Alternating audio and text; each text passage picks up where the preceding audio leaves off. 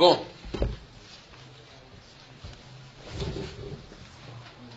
boa noite.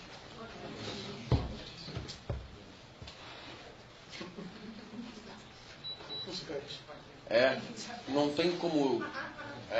porque, assim, talvez para marionete...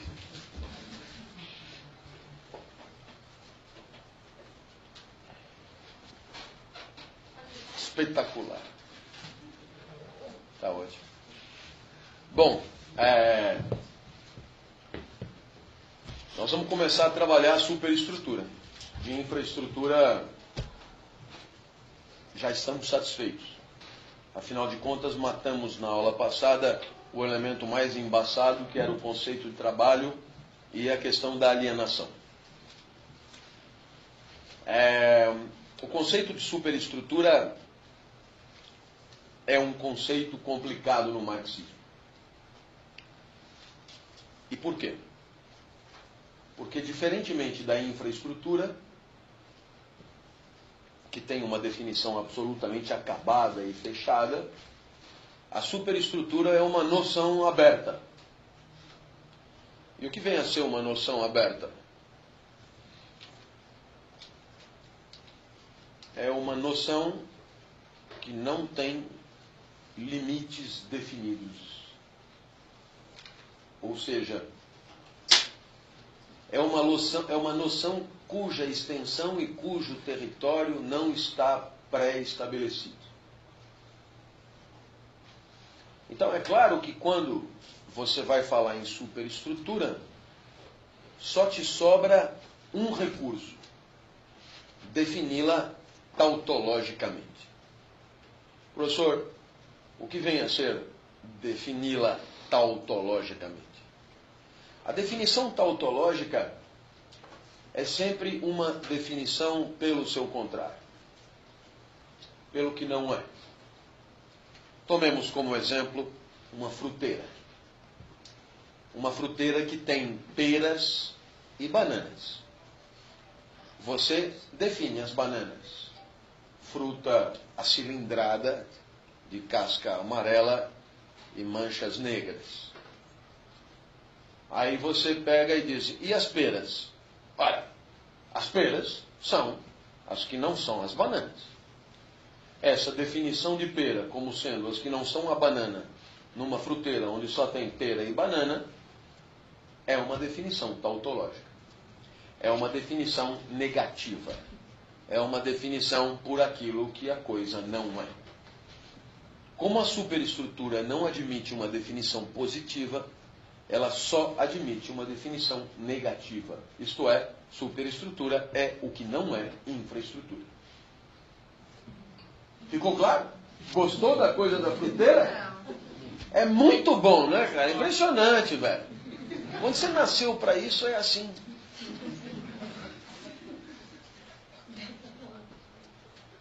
Qual é o problema da definição tautológica? É que no caso da fruteira, nós temos certeza de que na fruteira só tem pera e banana. Então, claro, definiu banana, o que sobrou é pera. Mas no caso da infraestrutura e superestrutura, é muito menos claro eu definir superestrutura pelo que não é infraestrutura, posto que eu sou obrigado a considerar como superestrutura quase tudo o que existe. A única coisa que não é superestrutura é o que eu acabei de ensinar nas 4 primeiras aulas, a saber, a produção de bens materiais, as condições materiais de produção de bens materiais, as relações entre as pessoas para produzir os bens materiais, o trabalho, o processo de produção, etc, etc. E o resto? O resto é superestrutura. O que nós estamos fazendo aqui? Educação. E educação é superestrutura. Porque, mano, você não vai sair daqui com uma caixa de cotonete. Não, é superestrutura. E o advogado, brilhantes causídicos aqui do lado esquerdo, pelo menos aparentemente, vão lá no tribunal. Estão fazendo o quê? Superestrutura. grandes especialistas em marketing estão fazendo o quê? Superestrutura. A doutora que acaba de entrar, absolutamente responsável pela saúde mental das pessoas, é superestrutura. Cuida de tudo, e doido não está na infraestrutura, está na superestrutura. Eles não gostam que chame assim. Pessoas desviadas do reto padrão psíquico. Né? Já entrou, mas é o preço por chegar 15 minutos atrasado. É superestrutura. Né? Essa jovem aí que saiu, como é o nome dela? Sheilane! O que ela faz? Ela faz o resumo. É superestrutura, né? É superestrutura. Ah, ela trouxe o meu celular. É superestrutura. E aí? E o que Picas tem em comum, né? O marketing do rapaz, a psique da doutora, o nosso amigo causídico dos precatórios, e etc. O rapaz da química ali, o que tem em comum? Tem em comum não ser infraestrutura. Esse é o problema. Então é claro que a definição de superestrutura, para quem é crítico do marxismo, é uma definição esgarçada. Isso que eu queria deixar claro a você. É um conceito problemático, o de superestrutura. Por quê? Porque Marx não pode fechar o conceito. Por que não pode fechar o conceito? Porque é um conceito que não para de mudar. Né? A internet é superestrutura. Como é que você pode, no século XIX, dar um conceito que compreenda a internet? Né? Não tem como. Então, sabendo disso, ele deixa a noção aberta. E deixando a noção aberta, cabe tudo. E cabendo tudo, uma coisa que cabe tudo é, ao mesmo tempo, nada.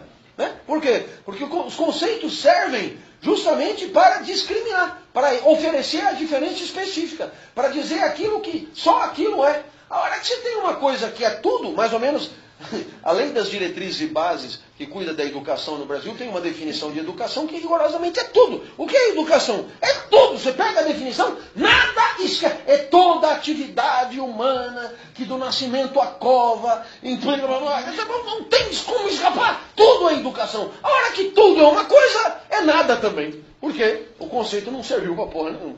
Então, o conceito serve para limitar mais do que outra coisa. E o conceito de superestrutura, ele não limita nada. O que limita é o de infraestrutura. Deixei claro? Não falo mais sobre isso. Acho importante ter deixado claro isso. Muito bem. Qual é o problema, né, da questão superestrutural? Bom, Marx, na hora que fala de superestrutura, é claro que cada livro é de um jeito, são épocas diferentes, etc. Mas muitas vezes Marx diz que, na verdade, a superestrutura é dividida em dois. Né? Em dois, propriamente. Existe uma superestrutura que nós poderíamos chamar de índole institucional e uma superestrutura que nós poderíamos chamar de índole ideológica. E, fundamentalmente, a superestrutura institucional se divide em dois, é o direito e o Estado, e a superestrutura ideológica é o que Marx cansou de chamar de formas sociais da consciência. Em outras palavras, o que passa pela cabeça das pessoas. Portanto, perceba, o próprio Marx destaca na superestrutura três questões. 1, o Estado. 2, o direito.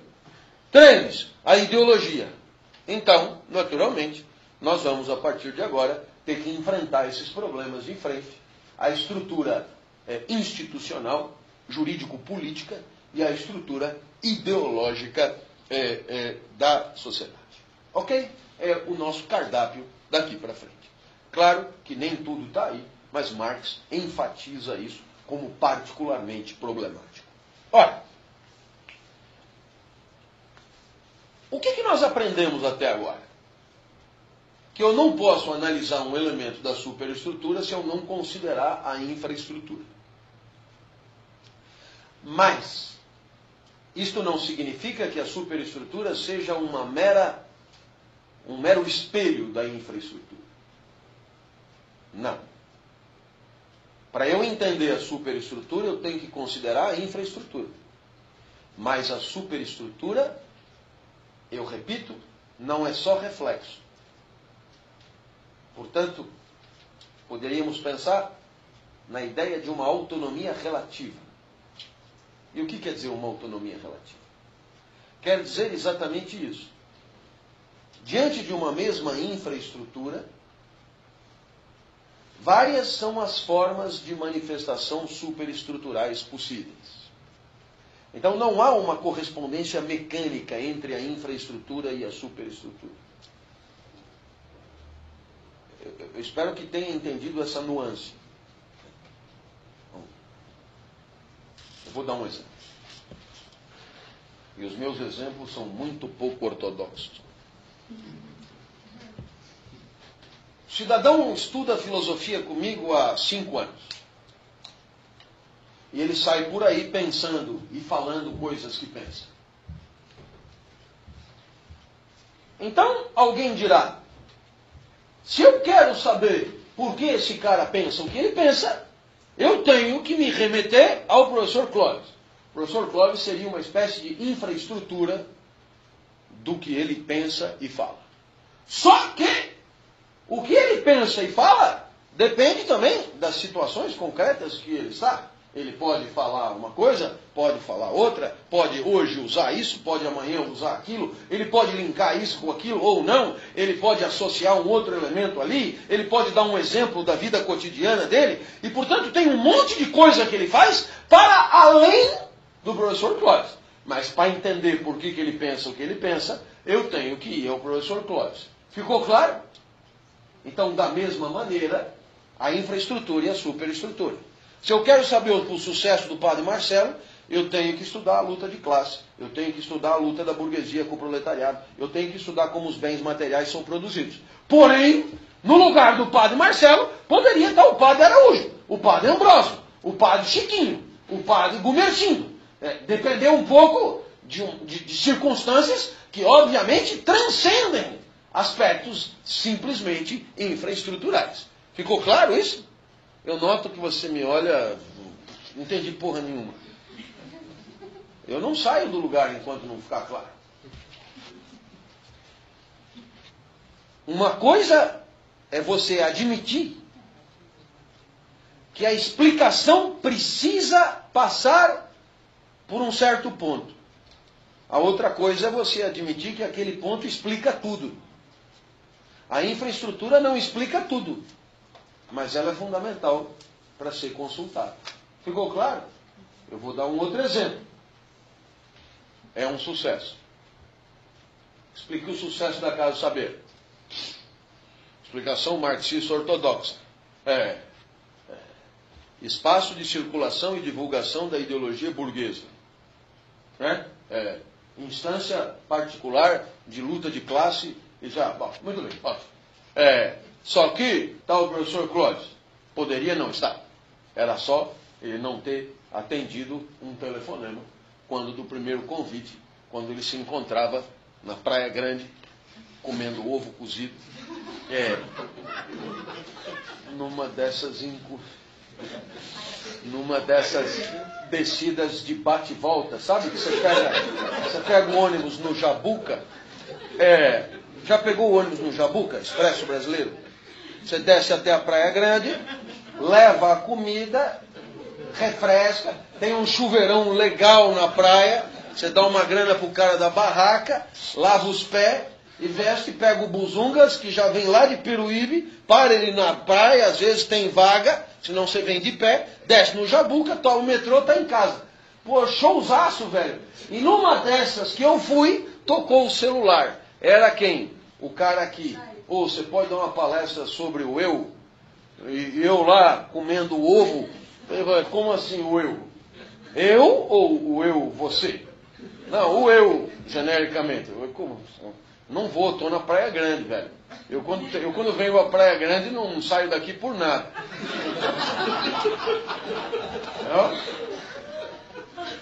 A Praia Grande tem um lance legal, assim, ela é grande, né? Assim, e depois tem a galera que sempre vai. A gente já faz amizade no ônibus e tal. Eu não vou voltar. Isso, eu não. Você conhece essa coisa da bola de... eu sabia que tinha gente do meu time aqui. Então eu não vou dar palestra. Eu pago tanto. Eu falei, bom, vou ver se eu acho um ônibus para voltar. Aí fiz lá sinal, chamei Expresso Brasileiro, desci no Jabuca, peguei. Tua casa fica perto de alguma estação de metrô? Não. Falei, bom, tá bom.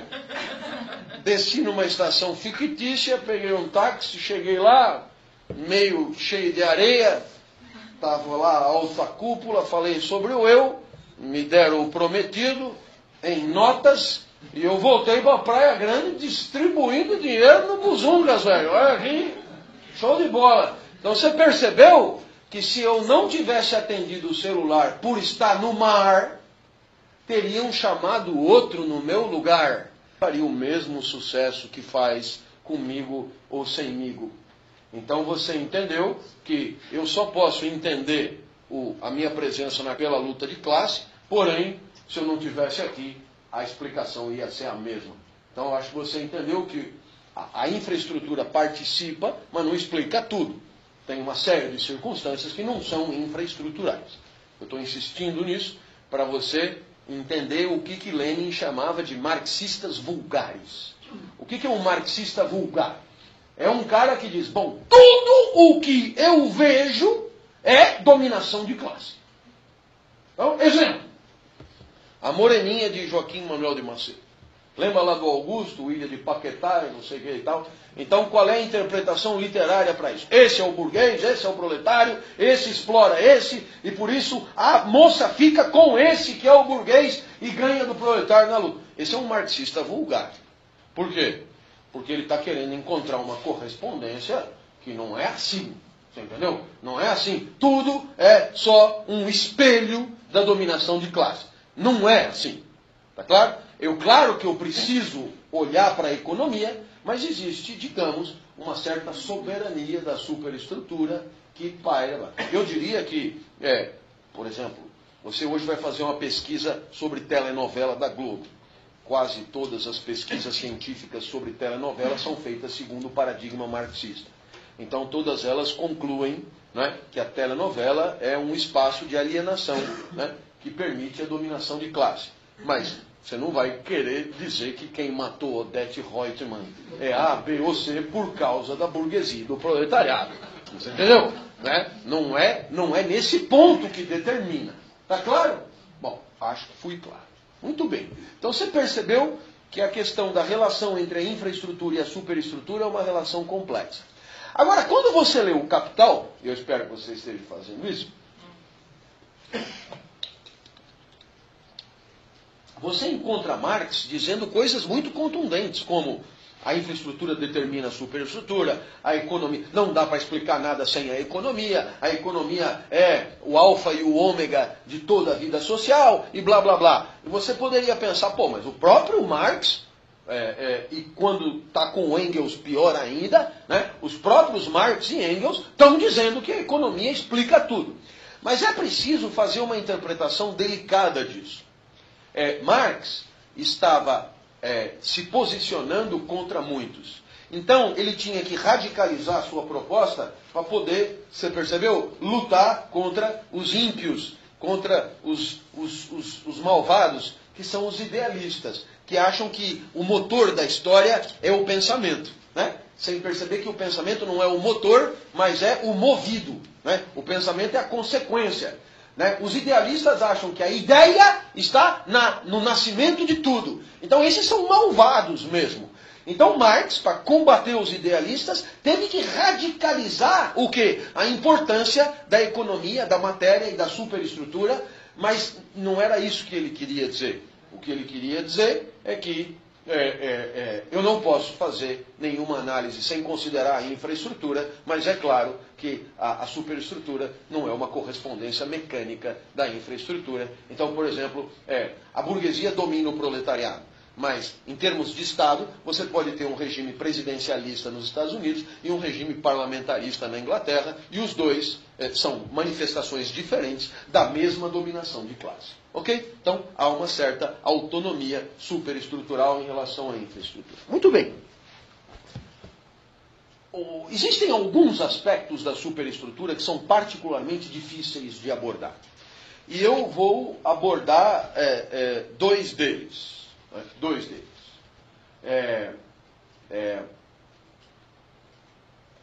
E o que mais vai me interessar hoje aqui é a questão da linguagem. Né? É a questão da linguagem. Naturalmente, a pergunta é, escuta, a linguagem é superestrutura? Pergunta importante. Stalin tem um texto que chama O Materialismo e a Linguística. E o Stalin diz que a linguagem é um enrosco. E por que a linguagem é um enrosco? Porque se você disser que a linguagem é superestrutura, você dá conta da linguagem no direito, na filosofia, na arte, na poesia, na religião, o discurso do padre, o discurso do professor, etc. E, de fato, a linguagem, ela está na superestrutura. Só que quando o trabalhador está lá fabricando bens materiais, ele diz, passa o martelo, porra! E ele está usando a linguagem, sem a linguagem também não há infraestrutura. Então você percebeu que a linguagem está na infraestrutura e a linguagem está na superestrutura. Eis aí um elemento que coloca em dificuldade esta separação categorial entre infraestrutura e superestrutura. Ficou claro? Tá? Percebeu? Por exemplo, Padre Marcelo usa a linguagem. Usa. Mas o mestre de obra também usa a linguagem. No chão de fábrica também se usa a linguagem. E, portanto, a linguagem está em todo lugar.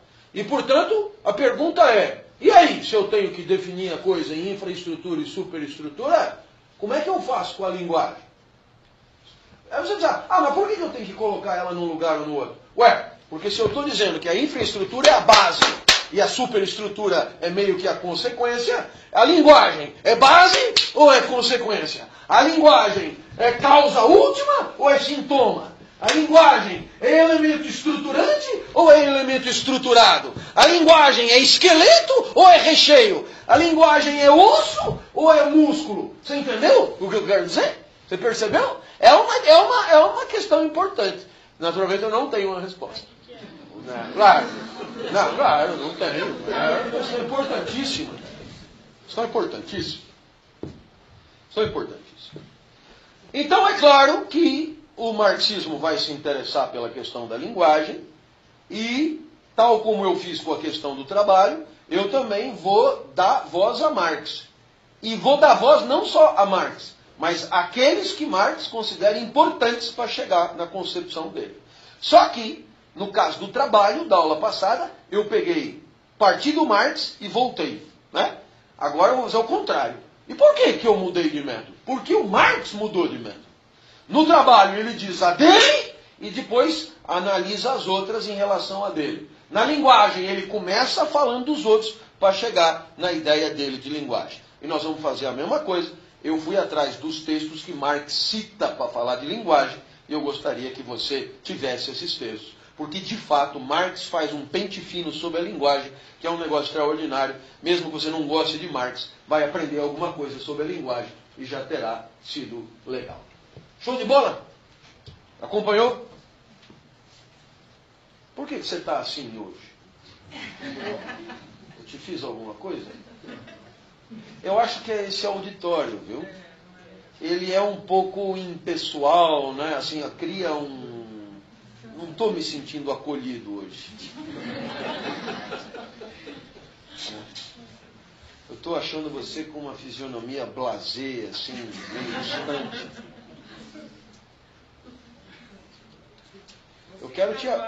eu quero te avisar que eu sou profissional e eu treino em casa com um balde de cândida.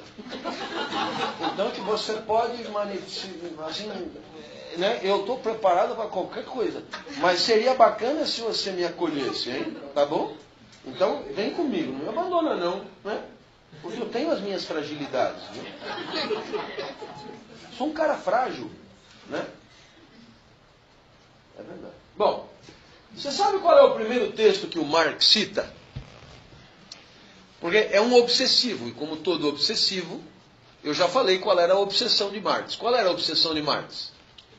A religião. Qual é o primeiro texto que ele cita? O Gênesis.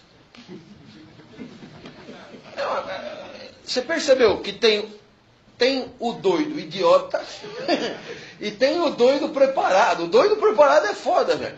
O doido cartógrafo, o doido é foda. E Marx é esse tipo de cara alucinado, cara. Veio com uma cultura fodida e obcecado. Então, é claro, é uma máquina de guerra, é um moedor de carne, né? Bom. E o primeiro texto que ele cita é o Gênesis. E é claro que o Gênesis que ele cita é o Gênesis que fala da linguagem. E, para aqueles que gostam da Bíblia, é o capítulo 11, exatamente o episódio da Torre de Babel. E Marx cita o episódio da Torre de Babel. E o que Marx destaca no episódio da Torre de Babel? Ele destaca que é um mito bíblico extremamente interessante, porque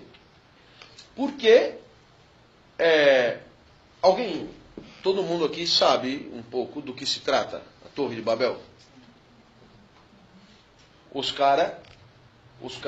Todo mundo falava a mesma língua. Aí os caras falaram, nós vamos construir uma porra de uma torre e nós vamos encarar os deuses. Entendeu? E aí, Deus ficou puto e resolveu castigar os caras. E o que Deus fez? Isso, deu uma bagunçada na comunicação e diversificou os idiomas. Então, Marx acha isso aqui fascinante.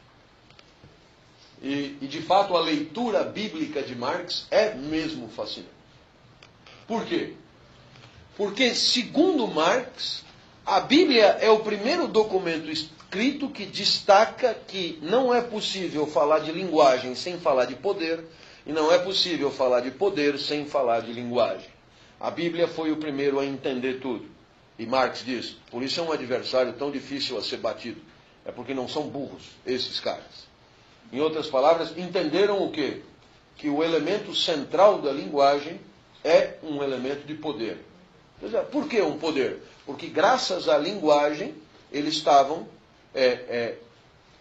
de uma certa forma, se preparando para o mais impossível dos embates e a mais audaciosa das dominações, que é dominar Deus. Então você percebe que, de uma certa maneira, quando Deus resolve castigar, castiga na medula do problema. E qual é a medula do problema? Deus poderia ter, por exemplo, castigado à moda de Aristófanes. E qual é o castigo à moda de Aristófanes? Né? O castigo à moda. O pessoal que foi meu aluno aí, pô. Isso! As bolinhas treparam umas nas outras. O que fez Zeus? Pegou uma faca e zof! Né? Mito do andrógeno. Cortou as bolinhas no meio. Esse Deus fez isso? Esse Deus dos gregos era um Deus paquidérmico. Não entendeu porra nenhuma. Esse Deus aqui é muito mais sutil, muito mais fino. Ele trocou o chip das línguas. E sem a língua, acabou, velho. Os caras se tornaram absolutamente fracos. Portanto, a linguagem igual força. Linguagem igual poder. Linguagem igual dominação. É graças à palavra que se busca a dominação. É através da palavra. A palavra é instrumento de fazer triunfar os próprios apetites. Há, portanto, na análise da questão da linguagem, uma questão política indiscutível. Né? Agora, claro, diz Marx, A Bíblia enxergou isso. Mas o que foi que a Bíblia não enxergou?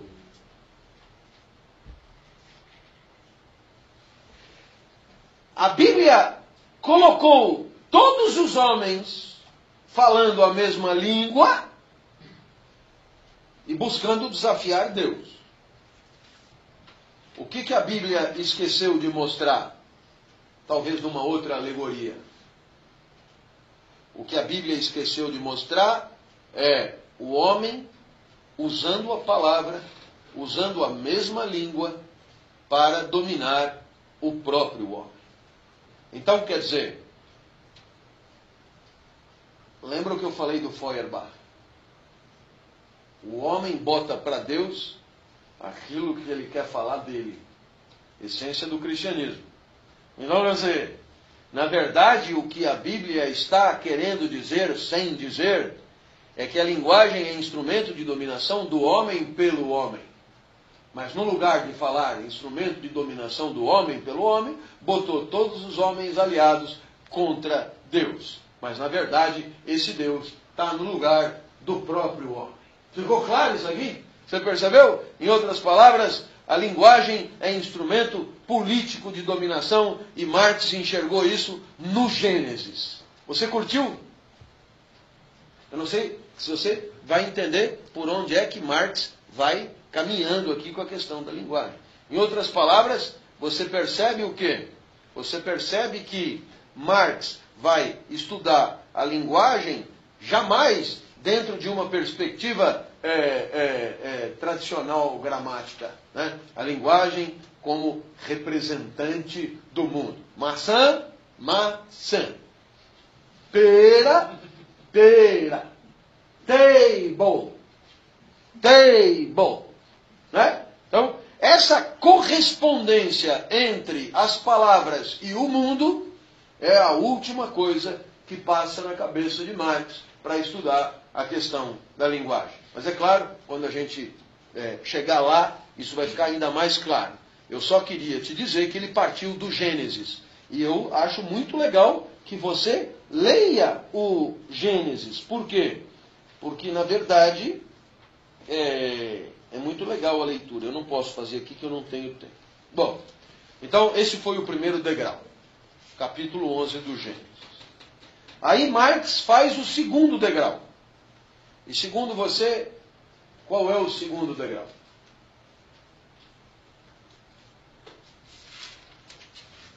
Ah, vai, você está... Quem falou? Platão. Platão, claro. Está comigo há muito tempo. Não sou eu, é Marx. Portanto, não sou o único meio metódico. Ele ainda botou o Gênesis antes, podia ter tirado o Gênesis e começado com Platão. Né? Mas Platão entrou na fila imediatamente. E Platão fala sobre a linguagem. Fala sobre a linguagem aonde? Em dois textos fundamentais. Então tem Platão 1 e Platão 2. O Platão 1 é o Teeteto. É um diálogo chamado Teeteto. Eu pergunto a você, por que o diálogo chama Teeteto?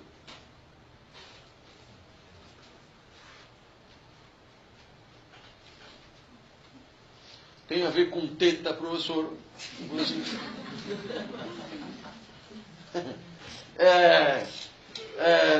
Não sei, porque eu não conheço o tal do Teeteto. Mas, veja, no diálogo Menon, Sócrates discute com Menon. No diálogo Calicles, Sócrates. No diálogo Crátilo, Sócrates discute com Crátilo. No diálogo Lísia, Sócrates discute com Lísia. No diálogo Gorgias, Sócrates discute com Gorgias. No diálogo Teeteto, Sócrates discute com opção 1, Filipão. Dunga, né? Ou Teeteto. Então é um diálogo entre Sócrates e Teeteto. Por isso o diálogo chama Teeteto. É um dos mais embaçados, porque Teeteto é um matemático. Então, tem partes do diálogo que é preferível desprezar. Mas, curiosamente, é nesse diálogo que vem uma discussão sobre a linguagem que Marx insiste. E não é uma vez só. Marx fala do Teeteto mais de uma vez. Tem na ideologia alemã. tem na Sagrada Família, tem no Capital, né? A leitura do TT. Você vê que esses caras não tiram as coisas do nada, viu? Né? Você que, sim, faz fisionomia de sábio, só está faltando agora um pouco mais de repertório. A fisionomia tá boa. Nádegas de paquiderme, velho. Senta a bunda na cadeira e lê. Porque não tem mistério, viu?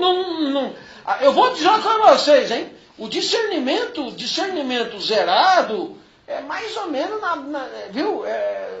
Todo mundo tem um pouco. O resto é suor, transpiração, bunda na cadeira, nádegas de paquiderme. O que diz o TT? É muito legal essa passagem. Sócrates vira para Teto e diz: será que o que eu chamo de pensamento é o mesmo que você chama de pensamento? Teto, olha, não sei o que é que você chama de pensamento. E aí Sócrates vem com uma reflexão sobre o pensamento, que eu nunca mais você vai esquecer. Mas, professor, o assunto não é linguagem? Pois é. Mas é agora que você vai entender por que em grego a palavra logos quer dizer ao mesmo tempo linguagem e pensamento. É a mesma palavra. Tá bom? E vai entender por que no marxismo também é assim. O pensamento é a linguagem e a linguagem é o pensamento.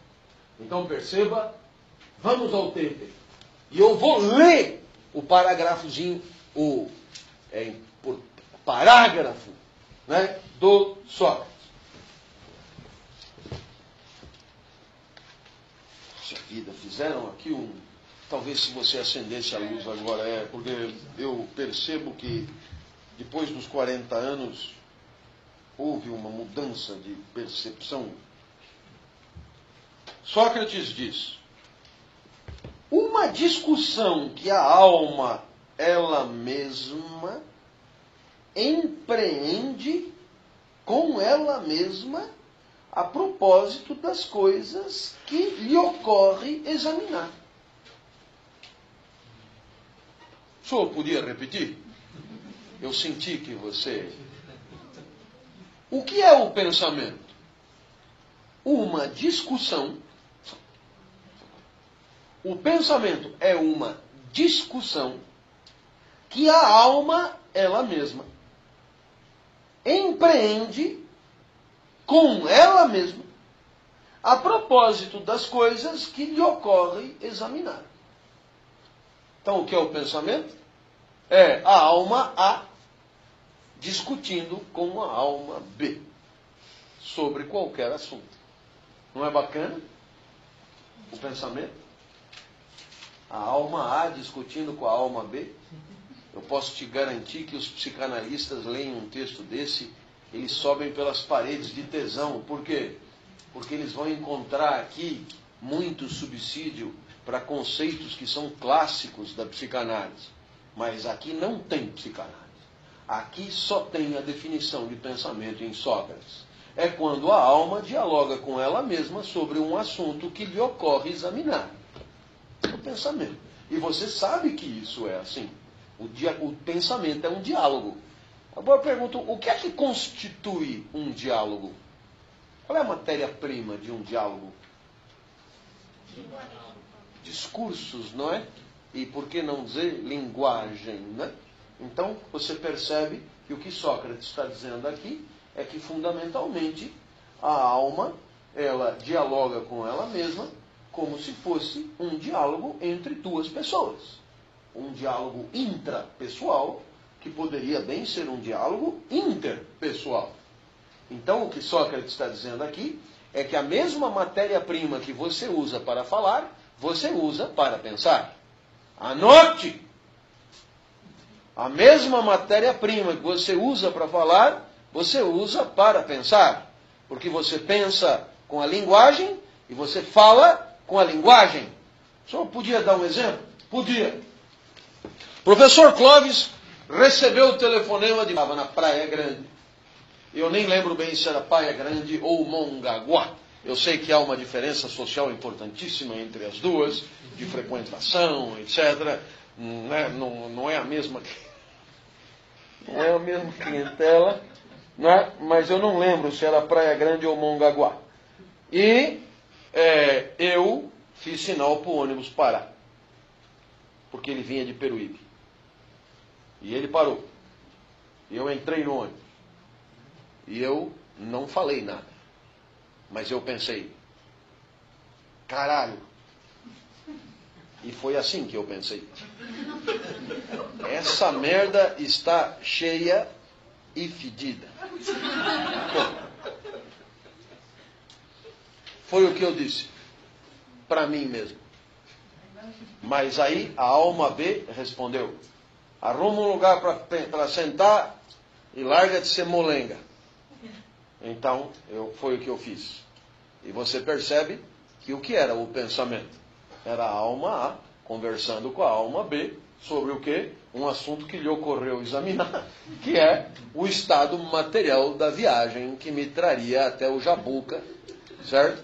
E depois metrô, depois Busungas, até a rua Leopoldo Couto Magalhães.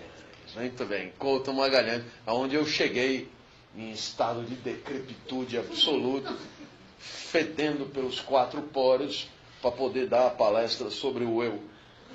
Foi muito interessante, porque quando eu cheguei, um cara me perguntou se eu sabia a temperatura em Aspen naquele dia.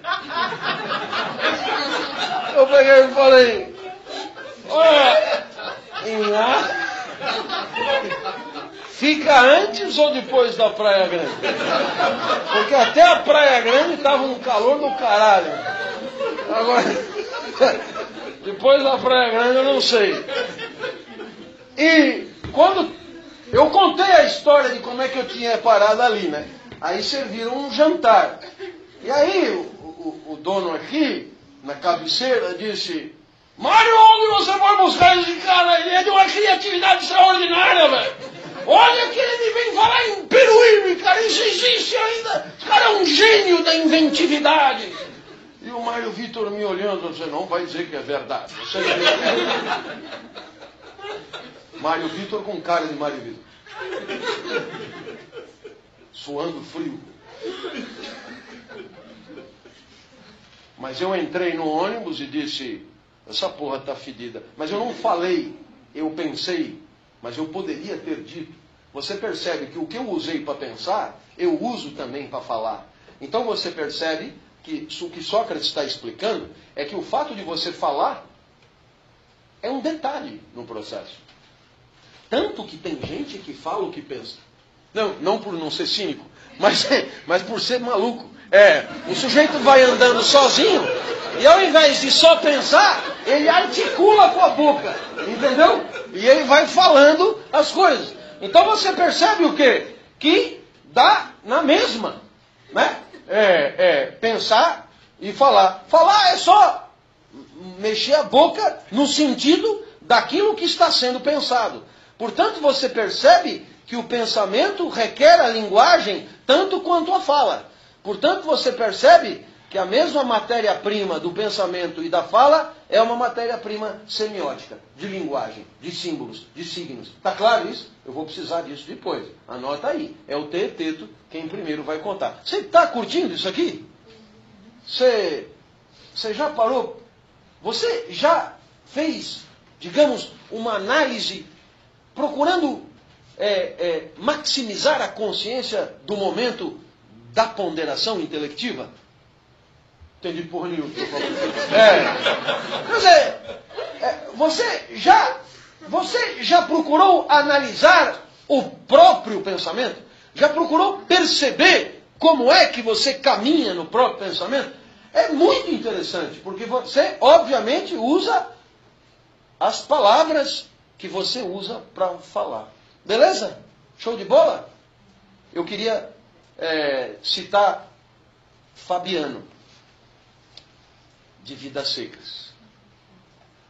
Fabiano diz, como é que você quer que eu diga as coisas se eu nem sequer penso? Aparentemente, é uma frase de um caipira estúpido. Mas é aparentemente. e estúpido é o leitor. É uma frase sofisticadíssima de Fabiano. Se eu não tenho nada com a cabeça, a mesma debilidade de repertório que eu tenho para pensar, eu tenho para falar. Ficou claro? Porque são processos correlatos, imbricados. Eu vou mais longe. Prova oral. Como assim, professor? Prova oral.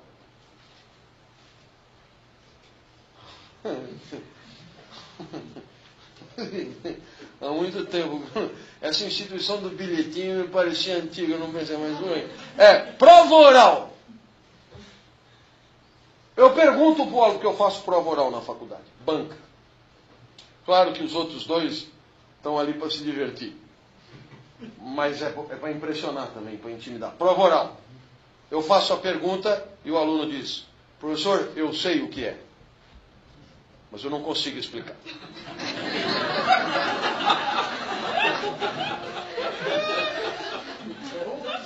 Você ri, mas você já teve tiradas desse naipe.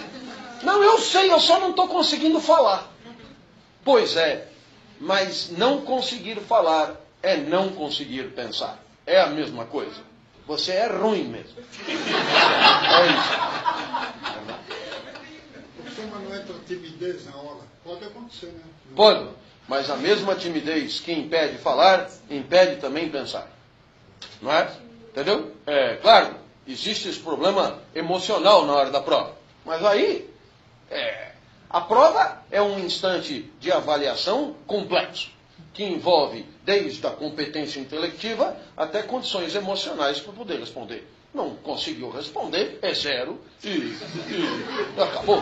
Você que vá tomar um calmante antes da prova, e se for timidez, um excitante, ou sei lá, parece que tem florais de bar contra a timidez. Você toma não tem contra a timidez uma garrafinha? Você mete a garrafinha toda e sai. Sem timidez nenhuma. Claro, funciona pra caralho, florais de bar.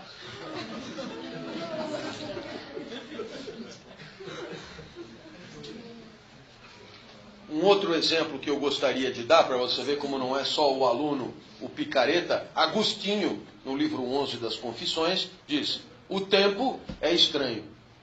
Eu sei exatamente o que é, mas quando me perguntam o que é, eu já não sei mais. Então não sabe porra nenhuma.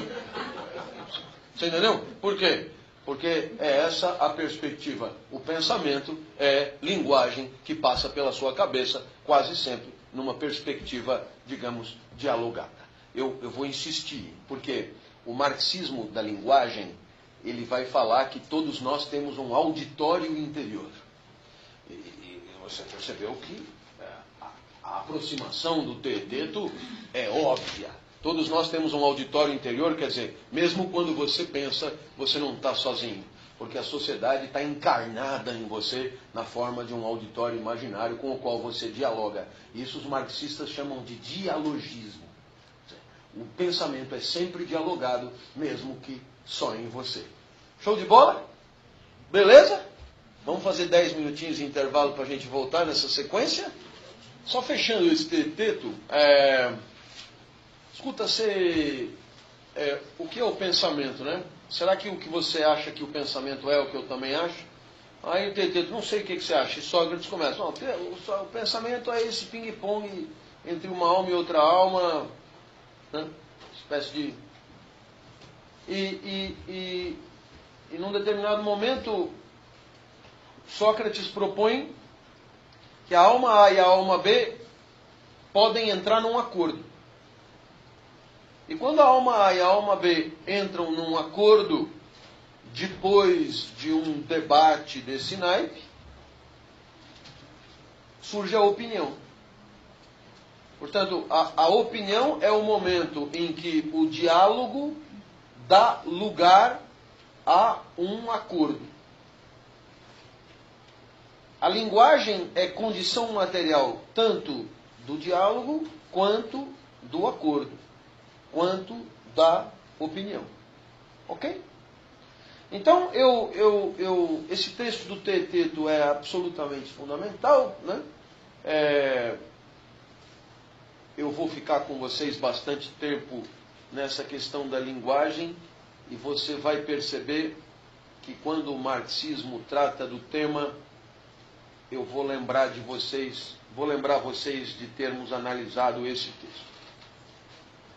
Bom, o terceiro texto que Marx cita, pelo menos nesse inventário bibliográfico que eu fiz, é do diálogo Crátilo. E, naturalmente, Crátilo é um diálogo em que Sócrates debate com Crátilo. E a ideia central desse diálogo, eu vou mais rápido aqui, é uma discussão sobre a linguagem que parte de uma dúvida. Será a linguagem um correspondente do mundo? Perspectiva correspondentista? Ou será a linguagem uma convenção? E Marx cita esse texto porque nesse texto Sócrates parece querer mostrar que o sentido das palavras é um sentido socialmente construído, definido em sociedade. O sentido das palavras é o resultado de um acordo entre as pessoas.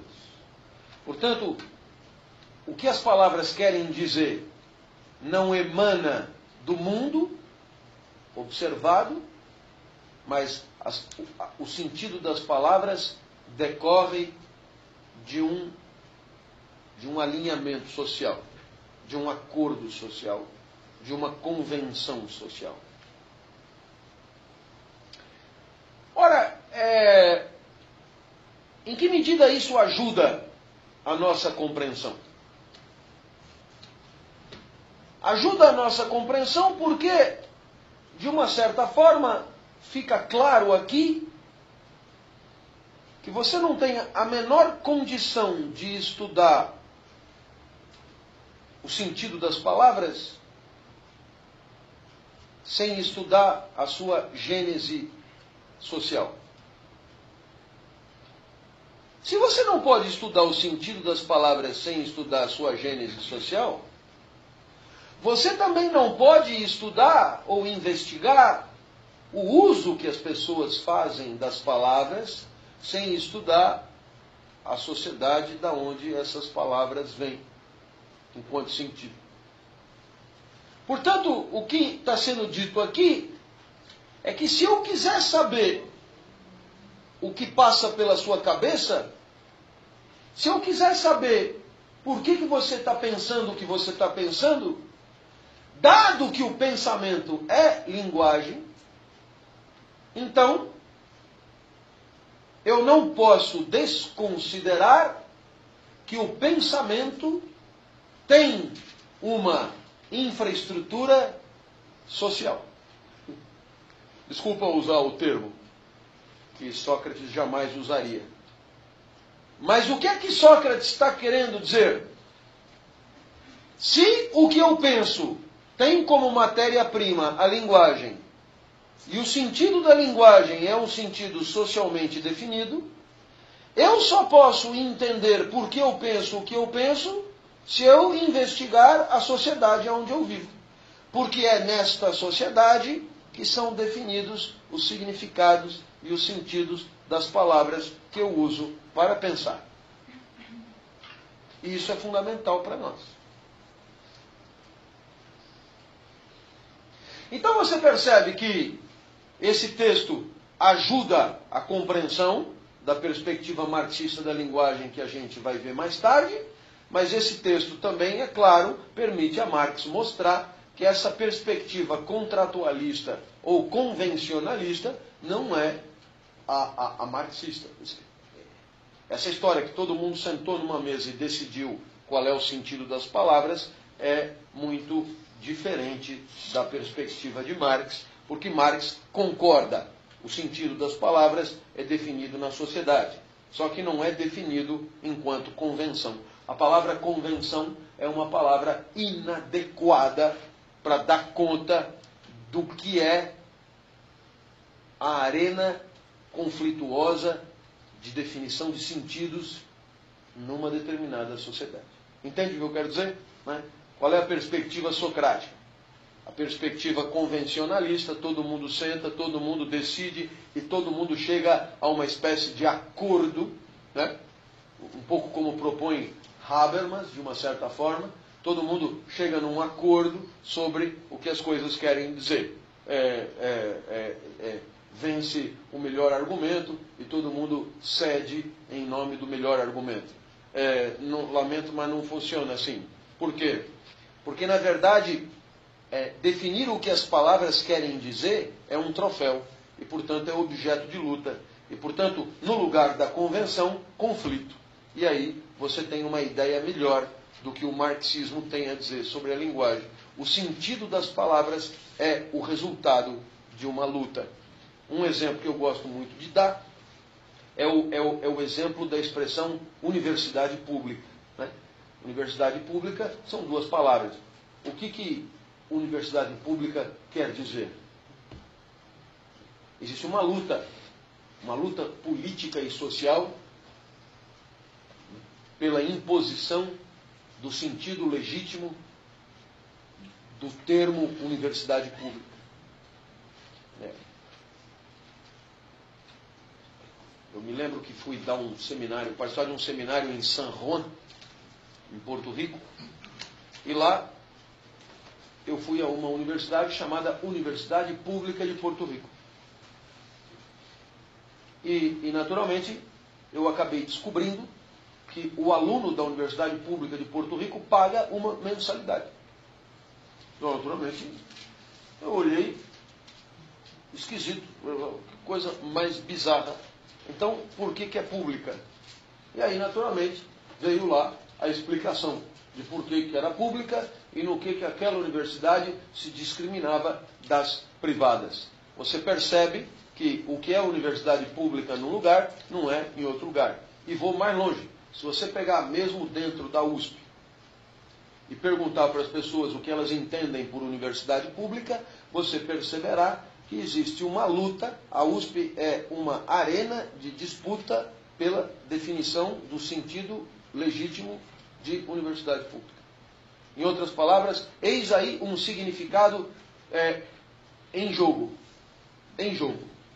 E as forças políticas se entredevoram na luta pela definição do significado legítimo dessa expressão.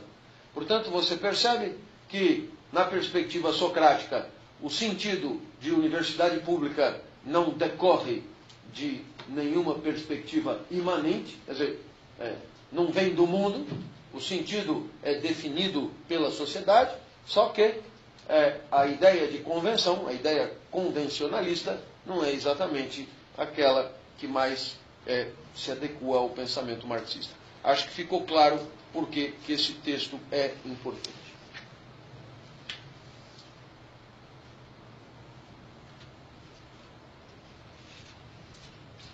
O quarto texto que Marx cita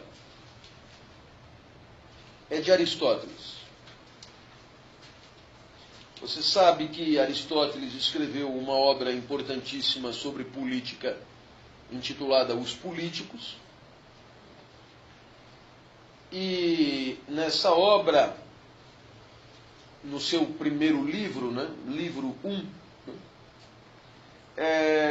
logo no capítulo 2, portanto no início do livro Os Políticos, já há uma reflexão muito clara sobre linguagem, que é absolutamente fundamental para nós aqui.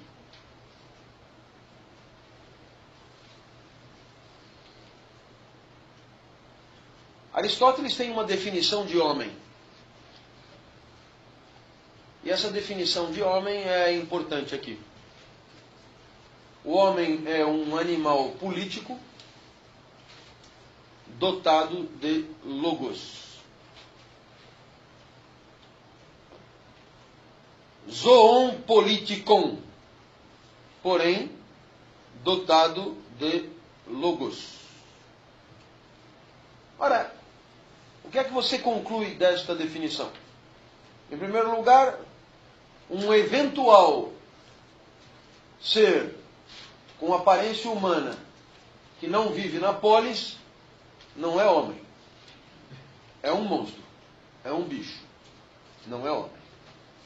Em outras palavras, a vida na sociedade, a vida na polis é condição da humanidade do homem. Primeiro elemento. Segundo elemento. Isto não basta para definir o homem. Por quê? Porque talvez a formiga também viva na polis. Porque a girafa talvez viva na polis, o caranguejo. Então, o homem é dotado de logos. E aqui, logos é, ao mesmo tempo, discurso e razão. Ora, quando você vai investigar qual é o sentido de logos que Aristóteles dá, você percebe claramente que o sentido de logos que ele dá para a definição de homem é a linguagem. E por quê? Porque Aristóteles chega a comentar que os animais, eles parecem refletir. Tem uma forma própria de intelectualidade. Os animais também têm sensações, percepções. E os animais emitem ruídos que manifestam essas percepções.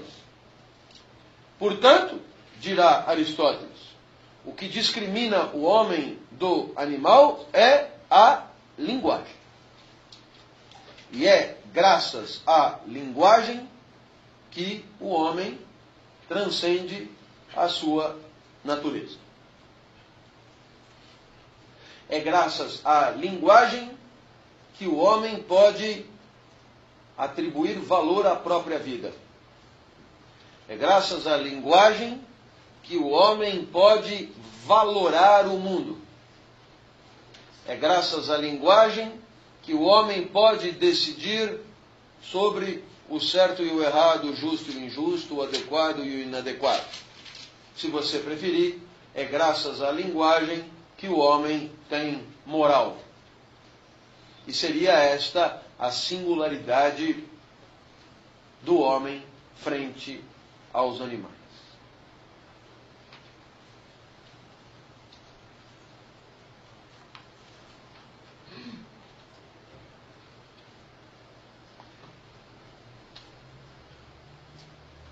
É muito interessante porque você se lembra que na perspectiva aristotélica nós estamos dentro de uma lógica absolutamente cósmica do universo, onde tudo no universo está em ordem, tudo no universo é divinamente talhado para a sua atividade e tudo tem uma finalidade.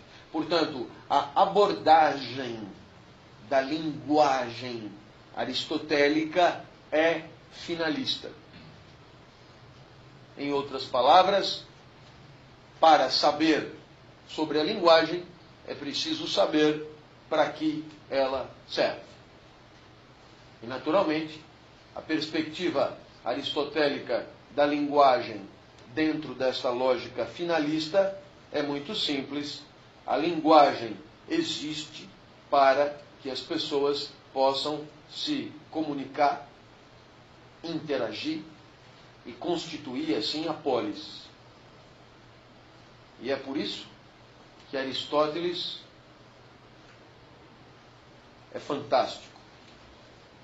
O homem é político porque é dotado de logos. Mas é dotado de logos porque é político. Em outras palavras, é na polis que ele aprende a falar e a pensar, e é porque ele aprende a falar e a pensar na polis que ele participa do tecido social e permite que a polis exista. Portanto, se você quer entender um pouco do que significa dialética, aqui é fantástico, né, esse exemplo. Porque não é num sentido só, é nos dois sentidos. O homem é político e o homem é falante. Ora, o que vem primeiro? Não tem o que vem primeiro. O homem só pode ser falante porque é político, porque é na cidade que ele aprendeu a falar, é na cidade que ele aprendeu os códigos, é na cidade que ele aprendeu as palavras, é na cidade que ele aprendeu a ser lógico, a ter logos. Por outro lado, é porque ele tem logos que a cidade é possível, porque ele se comunica, ele interage, ele define instituições, ele vive no meio social e, portanto, o logos depende da polis e a polis depende do logos. E por isso ele é político e lógico dialeticamente. Ficou claro isso? Não tem o que vem primeiro e o que vem depois. Isso é uma lição fantástica de reflexão. Por quê? Porque, de uma certa forma, o que Aristóteles quer dizer com isso? A coisa não começou assim. O homem surgiu,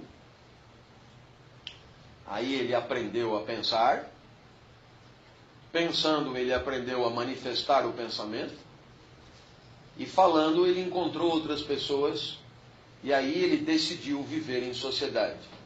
Hipótese contratualista. A sociedade é consequência da livre deliberação do homem. Não. Não funciona assim. O homem já nasce social. A sociedade pré-existe. Né? E nesse sentido, você tem aqui um ponto de tangência fascinante entre a filosofia aristotélica e o nascimento da sociologia em Durkheim. A anterioridade lógica e cronológica do social em Durkheim vai encontrar em Aristóteles algum subsídio. Ficou claro isso aqui? Absolutamente fascinante. Por que eu penso? Porque vivo em sociedade. Por que eu vivo em sociedade? Porque eu penso. Por que eu falo? Porque vivo em sociedade. E por que eu vivo em sociedade? Porque eu falo. Em outras palavras, existe aqui um jogo, né, de dupla mão que, quando quebrado, empobrece a riqueza da reflexão aristotélica. Os Políticos, livro 1, capítulo 2. Leitura absolutamente obrigatória. Podemos ler esse parágrafo.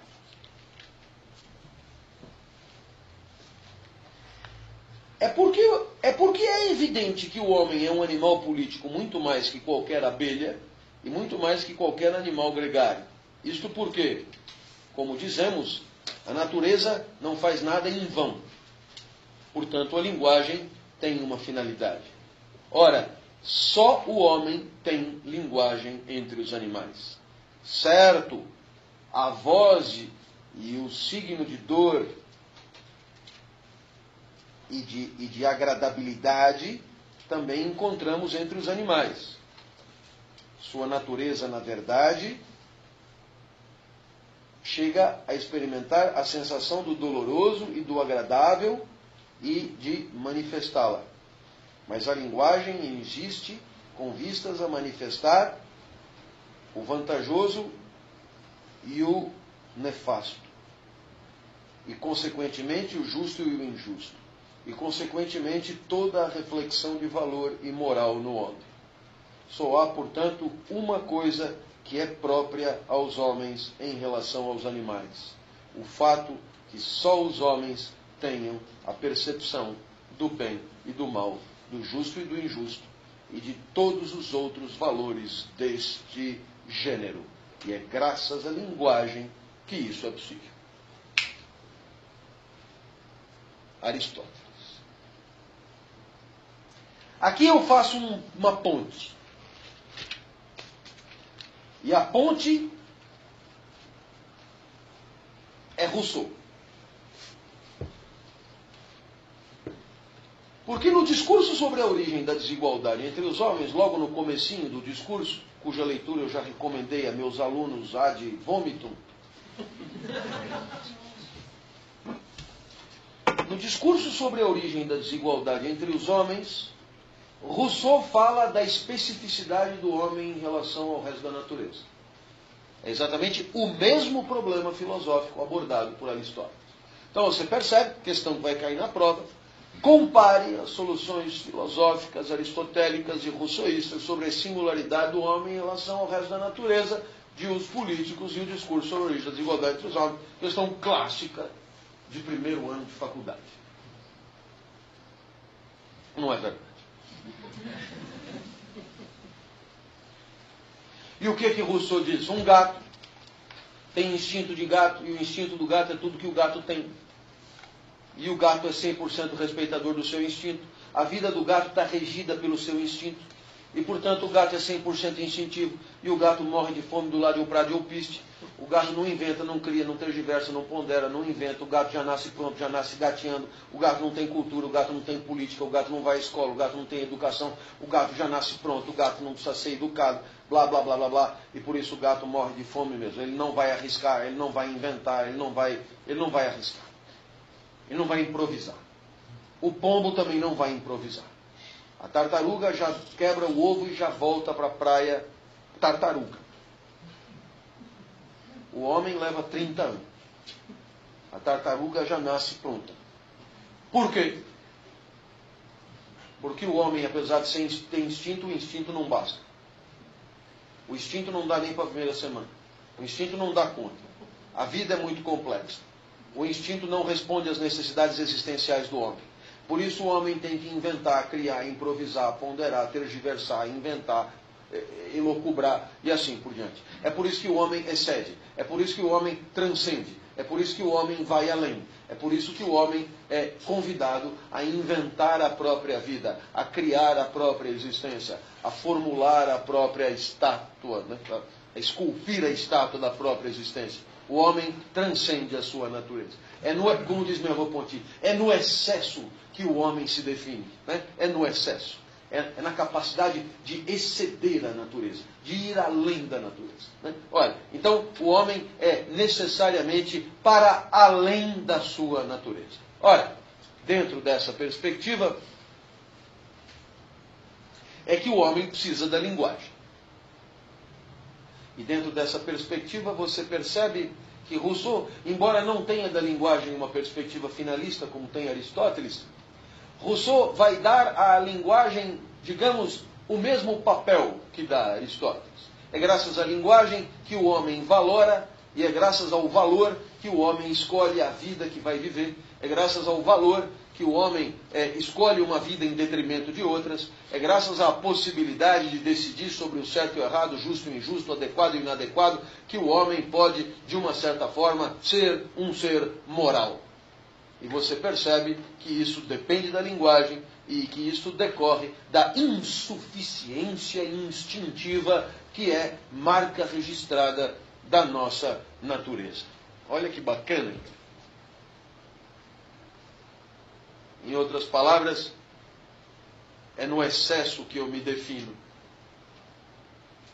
Quem é Clovis?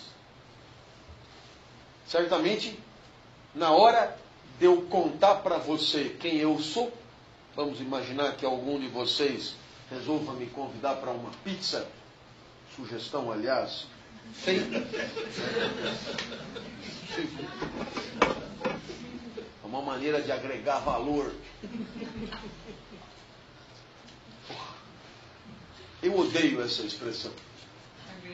É uma maneira de agregar valor à hora-aula, né? Uma pizzazinha. E agrega gordura. E o fato é que na hora da pizza a pessoa vai querer saber mais sobre mim. E como está pagando a pizza, eu vou ser obrigado a dizer alguma coisa. Eu que só falo quando me pagam, é o caso. E se eu chegar para a pessoa e disser, eu sou uma arena de conflitos, eu sou alegrias que substituem tristezas, Eu sou uma potência de agir em senoide. Eu sou um espaço de deterioração orgânica. Eu sou uma reorganização atômica em decomposição. Eu estaria mentindo? Não. Mas não é o que a pessoa quer saber. E por que não é o que a pessoa quer saber? Porque isso todo mundo é. A pessoa só pode dizer, eu também. O que eu quero saber é, além disso. É o além disso que nos define.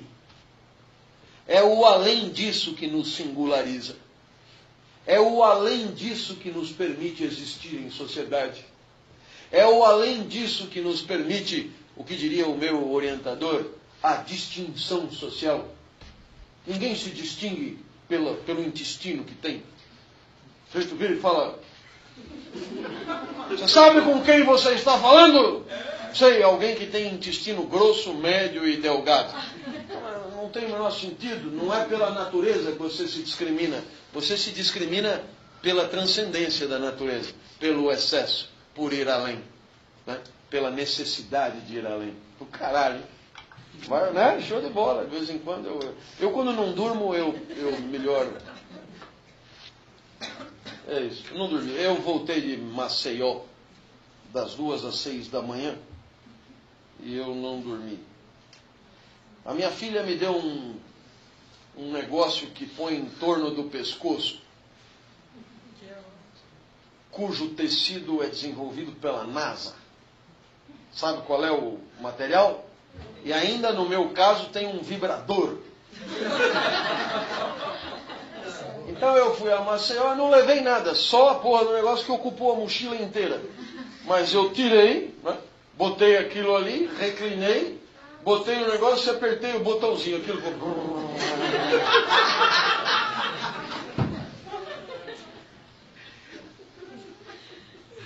É porque a minha filha fazia questão que eu ligasse o vibrador do pescoço.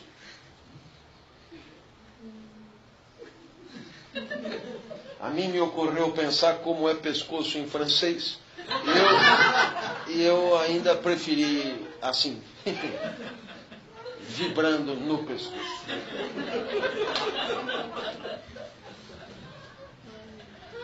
Mas eu dormi. Não por isso, mas por um frasco de Dramin que eu tomei inteiro. Dormi 3 horas. Isso porque no dia anterior eu tinha ido a Brasília participar de um seminário sobre gestão da coisa pública, ética e gestão da coisa pública. Se depois você quiser assistir, foi um seminário muito interessante, onde eu tive uma participação que no mínimo chamou muita atenção. Beleza? Boa semana, que Deus vos proteja.